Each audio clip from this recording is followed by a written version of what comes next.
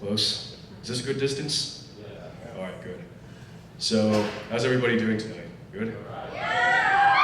Great. Tonight we're going to talk about how drums determine the feel of a song. So the first song that we're going to talk about is Tom Scott's Dirty Old Man. For those of you who think this is the YouTube Tom Scott, this isn't. This is another Tom Scott. Came way before him. Yes, so let's take a look at the song. But before we talk about the song, we've got to talk about rudiments. They have a lot of very funny names like paradiddle and double stroke, but what really are they? So rudiments, they're something the Army likes very much.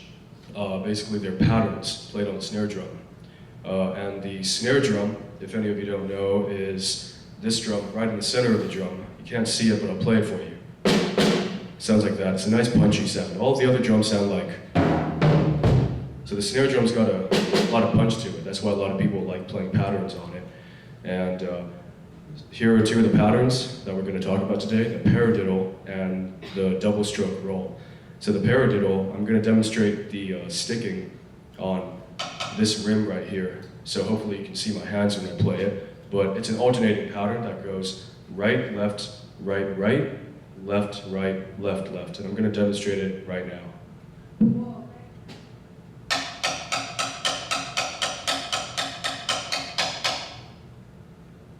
And when you play it on the kit, it sounds pretty normal.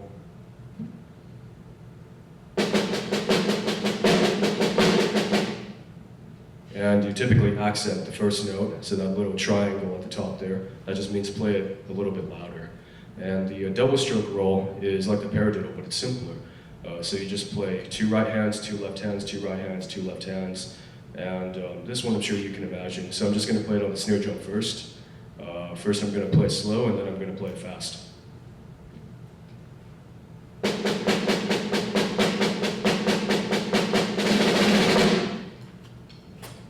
And the most interesting thing about rudiments is that you can combine them to make grooves. So let's take a look at how that looks. So the easiest way to make grooves with rudiments is to simply spread them across the drum kit. The first thing you can do is you can combine a paradiddle and a double stroke roll. So you go right, left, right, right, left, left, right, right. And you can also change the timing of it a little bit. So instead of playing it like what I'm about to do in A, you can play it like in B.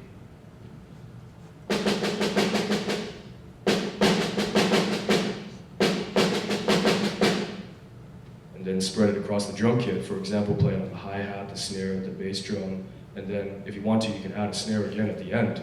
So first I'm going to play the slow version and then the fast version.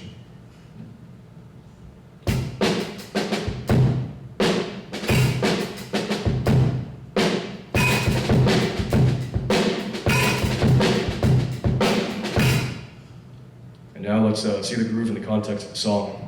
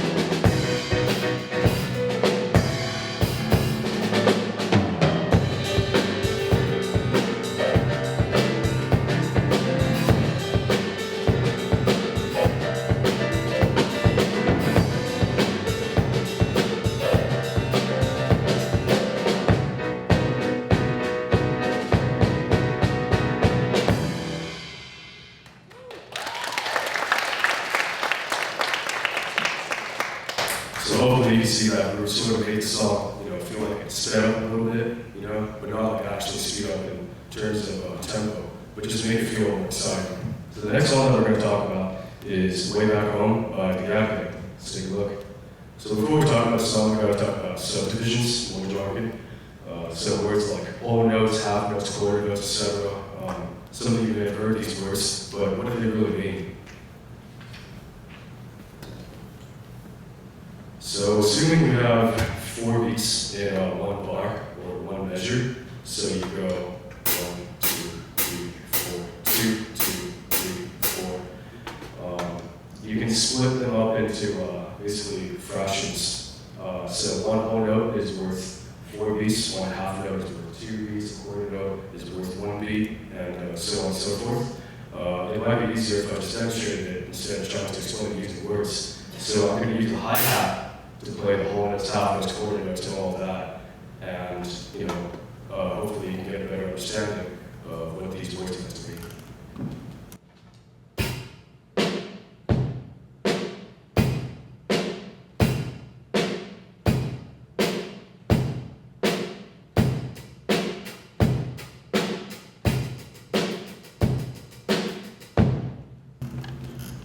And we can play around with subdivisions. We can get really, really weird with subdivisions. So let's take a look at how that looks. Well, the first thing you can do is you can play them with both hands, so your right hand and your left hand. So usually you hit the snare drum with your left hand, and I can just get this to like this. But if you play with both your hands, then you can use your right hand to hit the snare drum instead, and that makes a slightly different sound that could sound better in some scenarios. And you can also, for example, take away the right hand on the regular 2-hand 16th note groove. So that makes it sound like a little bit weird, like sort of pushing the groove of the song forward. And we're going to demonstrate the normal version first, and then the less conventional version next.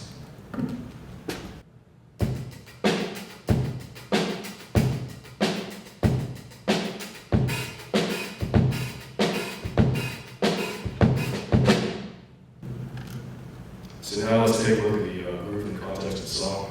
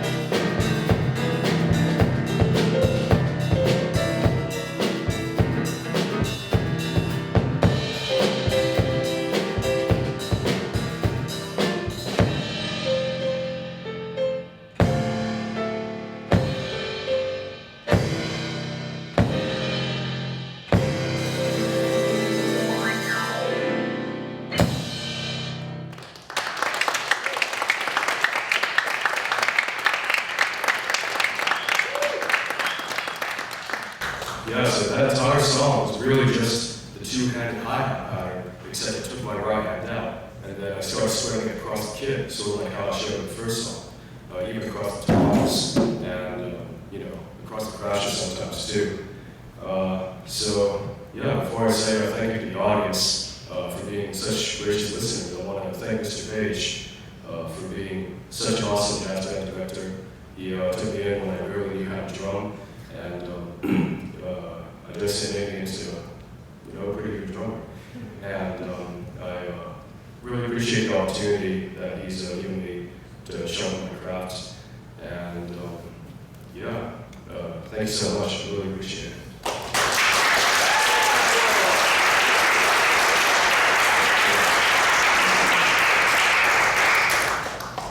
And to the audience, first of all, you're in the presence of a great band. This band's played with Billy Taylor, Yusef Lateef. He was toured by Charlie Knockers himself. All very, very big names. He could have been anywhere tonight, but he chose to be with us. And you, the lovely audience, I really appreciate you giving you my time, and giving me your time, sorry. And just really grateful that I got to do this for my senior year, and all of you who were here to see it. Thank you so much.